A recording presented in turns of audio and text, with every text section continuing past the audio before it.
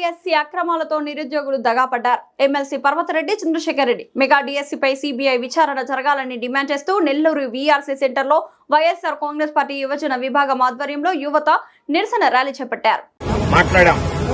మా శాసన మండలి సభ్యుడైనటువంటి దీని మీద సంపూర్ణమైనటువంటి అవగాహన ఉన్నటువంటి సోదరుడు పర్వతరెడ్డి చంద్రశేఖర్ రెడ్డి గారు అనేక పర్యాయాలు దీనికి సంబంధించి లోటుపాట్లని, ద్రోహాలని, దొంగతనాలని, అవినీతిని ఎత్తి చూపడం జరిగింది.